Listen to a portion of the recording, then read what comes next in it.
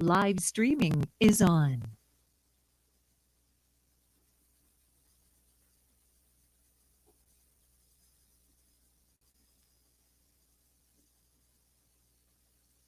Hello, folks. Here we are again. Time for you to have a chance to explore and deepen your spiritual experience. Joan Prakash, your So we are going to have a little bit of a talk again, and a little bit of a channeling session with the gods and goddesses tonight to bring you a little bit of clarity about the things that are going on in the world, the things that are happening in your life, everything, everything possible. And please take the time afterwards to leave a comment about any questions you might want to ask. This time tonight, we're going to talk about extraterrestrials.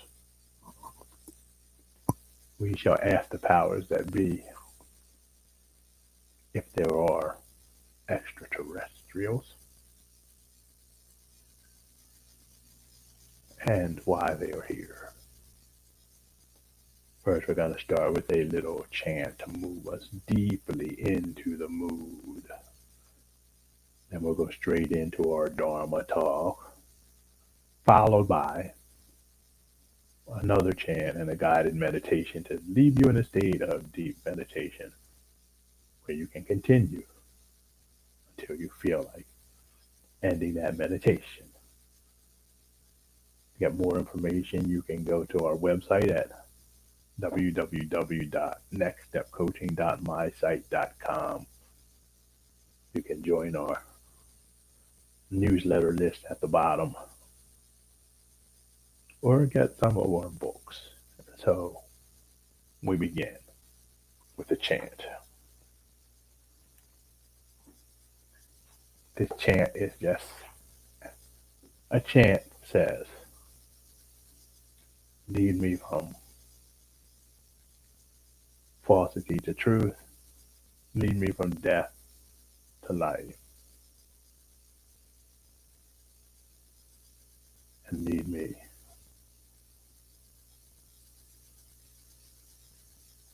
from that which is unreal to the real.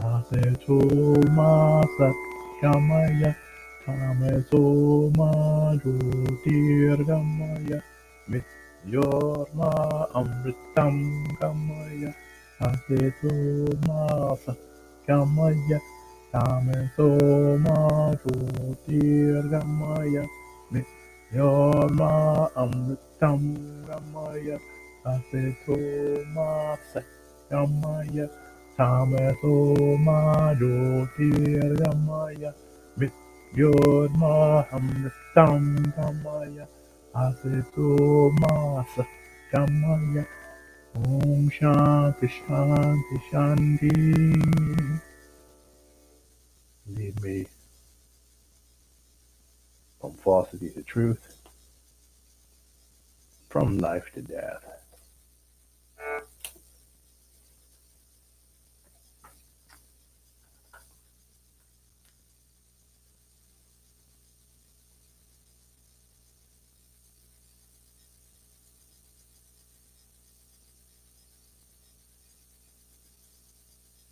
The question: do extraterrestrials exist?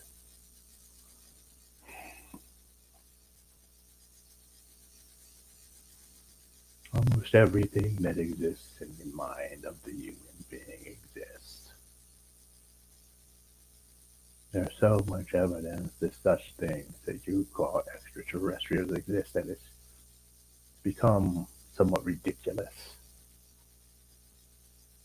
all of the carvings, all of the myths about sun gods and people coming from the stars, all of the evidence that is compiled today through many, many researchers, pictures, videos, channeling, all different ways that it is being proven day after day that such beings exist. But the human being fights so hard because of their narrow view of the world and science to not accept the fact that such things exist. In truth, they ought to exist. Life has been evolving in the world and in the universe for millions and millions of years. Some are more highly evolved than others, some less evolved, some have grown so aware that they are what people know of as the gods. They have mastered the universe, they have mastered the physical world, they have mastered the world of energy where they are actually able to change the foundations of reality with a thought. Others have learned to change the foundations of the world, the very material substance that we live in, through technology. Others have learned to work in harmony with it, not needing to or desiring to change it at all.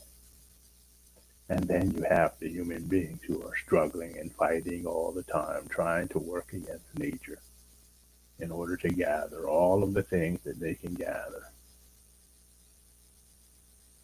The ones who are most afraid,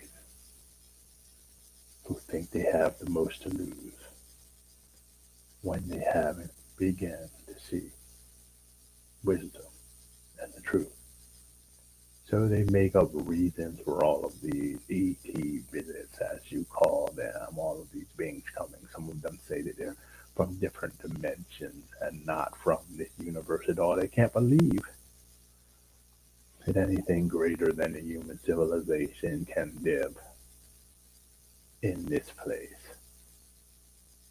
They deceive themselves because of pride and arrogance, not realizing that there is only one place. There is only one thing. These beings are not coming from any other dimension. There is only one great dimension. It is more like a flower than anything else, with many branches, many petals, all of those things existing. But there's just one world, one dimension, one universe, one thing shifting and changing itself in order to create new things over and over and over again that is not separate from itself but part of itself. And so these beings that people talk about coming from other dimensions or being superior are not from other dimensions. They are from here. And they are not necessarily superior. They are older. They have been awake for a longer amount of time. They have moved in and lived in and breathed in this material world for a longer period of time. So they seem more sophisticated, even magical, when they're not. Because when you leave this body, you'll be able to do everything that those beings can do. And when you leave this body, you will realize that they are no older than you are. They are not superior to you. They are not more talented than you. They have just slipped into categories within this world and then within this system that have been here longer. And so as they shift into bodies that have been here longer, of course, they have more gathered knowledge and wisdom stored within their genetic memories and also passed down through the traditions of the family lines they come into for hundreds of thousands of years, and in some instances, millions of years, in some instances, billions of years. We all choose where we would like to come, and we choose according to what we would like to learn at that time and what we need to learn at that time. We choose because of what we want to contribute to the world, and we choose so that we can learn the hard lessons that take place to tamp down our arrogance, tamp down our pride, remind us that there is not only bliss in the world, but there's pain and suffering, and that we are the ones that are able to heal that pain and suffering, and to help us realize that our brothers and sisters lost in the mud are just that, lost, with no way of seeing and no way of remembering. And when we remember this, we don't blame the victims, we don't blame the lost. We go and retrieve them, we go and heal them. And in healing them, you see, we are healing ourselves. Because as I said before, it is all one thing. We are one. The universe is shifting and changing, but every phase, animal, every plant is an expression of the one. When we begin to realize this, what those who talk about being awake or enlightened or the many other things they call it begins to happen, because we are moved to live our life as part of oneness and unity. Letting go of all of the pain and all of the suffering that we experience ourselves, knowing that it is only working to polish us like diamonds, or create wisdom and beauty like a pearl being built under the pressure, built because of the irritation that the oyster suffers. When we begin to know that the pain and suffering is something that we not only have planned for, we begin to realize that it can wash away all of the roughness, all of the falsity, and all of the ignorance, not over the years, but immediately, if we turn our minds and our creative nature, our creative being, into allowing that to happen, or even into making it happen. The truth is that each and every one of us is the universe inhabiting a little bit of itself, creating fields of density and fields of energy and all of those things in order to have a journey into different parts of the world.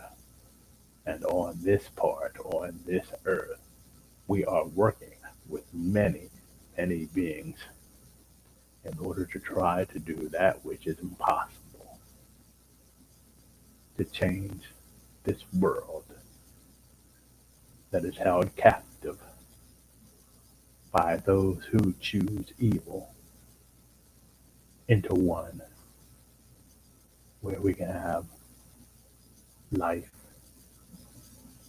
and life more abundantly. All of the pain and suffering taking place in this world is not a mistake. It is really a choice by those who rule this world. They love to cause pain, and they love to suffer in pain themselves. So they create conditions that cause them to suffer and cause other people to suffer, because this pain and this evil is something that feeds their very souls. They have lodged themselves into this planet, and they hold the others who would not have such pain and suffering hostage until the others realize who they truly are and learn to let go of this false ideology and return back to the source. One need not die to return back to the source. One can return back to the source at will, as soon as one remembers who he and she is. And so this question of extraterrestrials is somewhat meaningless. Of course, people and things exist outside of the atmosphere of this little planet. Of course, things buzz around and take notice of us, building up zones around us to keep ended people from coming in and raping and burning and pillaging. It is obvious. The question is why we can't allow ourselves to believe it when everything cries out over and over again that it's true.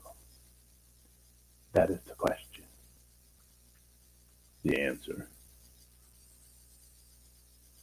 We are taught not to believe it, so we will be hopeless and will be trapped in the worldview that has been force fed to our ancestors and fed to us ever since some people learned that it's easier to kill and steal and destroy,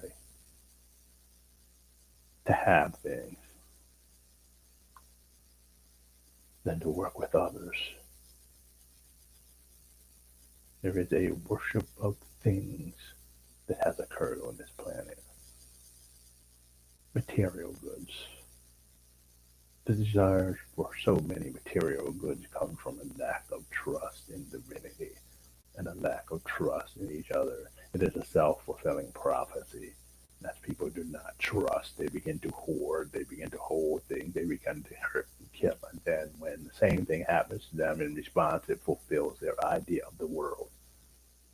They are creating a horrible paradigm and a horrible existence. So the question is not if there are ETs. The question is, why do you people not want to believe in them and what it will take to be free? Free of the lords of this earth. Ask the real rulers of this earth if there are extraterrestrials, and you will be surprised at what you find. You will be surprised at how we are fighting and how we are struggling over this earth, because this earth has just been released from a debt that was brought on long ago by those who consider themselves rulers of this world.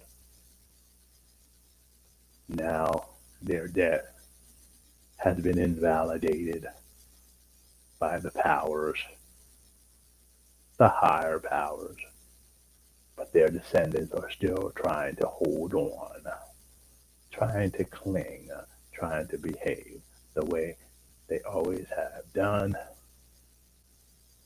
trying not to set the captives free.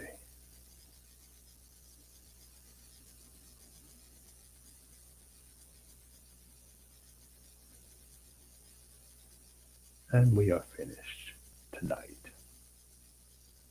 with this word from the gods. Let us sit, take a few nice deep breaths, have a little fun and relax.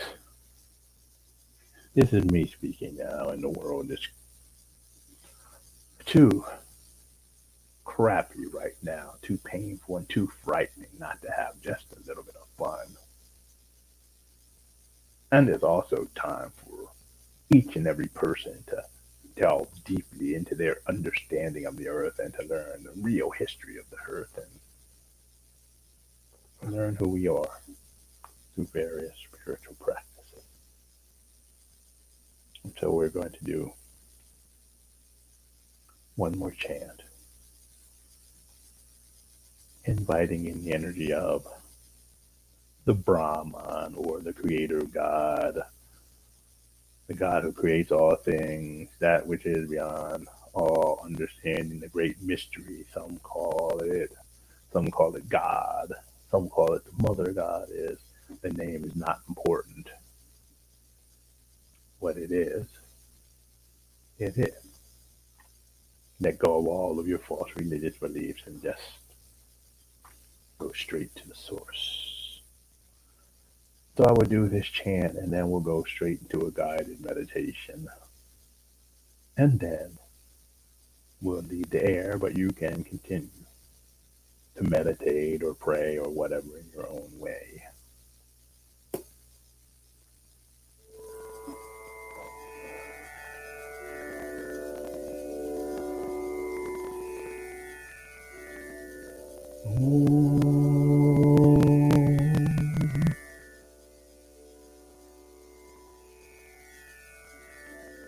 Venganadgrisamam skanam brahmane nestikim charam. Venganagrisamam skanam brahmane nestikim charam.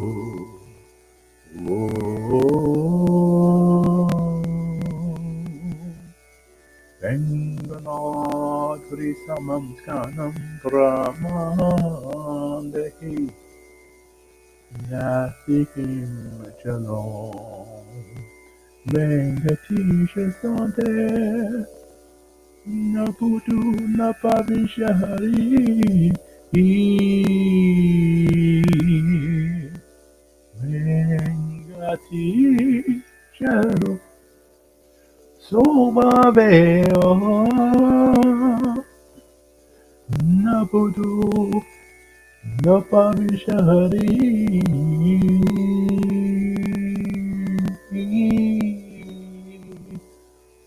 Itena Satya Vargeram Sarvakam Sadayam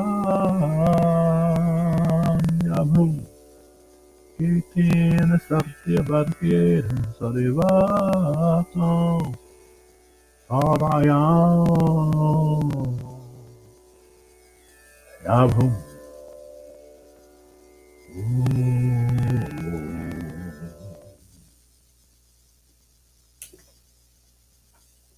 We're going to do another guided meditation this time. We will leave you to continue this on your own. First, we will begin just sitting with the back straight, taking in a nice big breath into the belly, letting it expand completely, and then letting the abdomen expand completely all the way up to the chest, relaxing the throat so you can feel the air coming all the way into the sinuses. And then we slowly exhale all the way down from the sinuses, chest, the abdomen, and squeeze out the air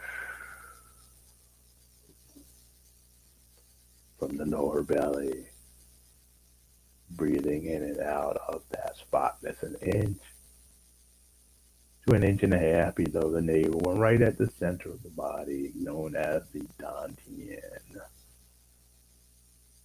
So we just breathe in and out, concentrating on that area and relaxing, breathing in and out. And then we imagine a beautiful golden bowl sitting right there in the center of the body. The golden bowl that's encrusted with rubies and diamonds and all kinds of jewels sitting there. And inside there is a bright fire burning like a magnesium flare, bright blue white, like the heat of the sun. And as we inhale, We can notice the fire blazing up brighter. And as we exhale, we notice the fire moving out through the body. We breathe in and we can feel all of our stress going into that fire, and it burns up the stress. And as we exhale, a beautiful golden light comes out, going through the whole body. Breathing in the tiredness, the pain, the suffering. The fire burns it. Breathing out, a warm golden light fills the body. And we scan our body, or we look back to our day, and we think of our experiences as something called sadness or anger or fear. Do you have a problem getting rid of any type of emotion, anything that has you trapped in this world, in this system? If so, what we're going to do is feel that feeling, that fear, that anger, whatever it is you've been trying to stop from feeling all of your life. The things that you were told were negative and you shouldn't feel, allow yourself to feel them completely and to let your body be filled with that feeling that they call negative. And as we breathe in, we bring all of that feeling into the golden bowl. And we notice how this negative feeling coming in like a dark cloud or a smoky cloud is burned by this bright blue light, completely consumed. And as we exhale, feel a feeling of warmth and love carried through the body completely on the golden light. And we continue feeling that negative feeling as it is there, breathing in to the bowl, allowing it to be burned, and breathing out love and warmth to take its place. Breathing in and breathing out. Breathing in the fear, breathing out love. If it's worry, you breathe in the worry. If it's anger, you breathe in the anger. If it's sadness, you breathe in the sadness. Visualizing that burning bowl and it going in. Visualizing love, compassion, golden light flowing out through the whole body. And we sit there for the next 15 to 20 minutes doing this exercise and continue to do it daily, in the morning or in the evening, or maybe a couple of times a day, until we meet again on this live stream. Namaste, folks. Have a great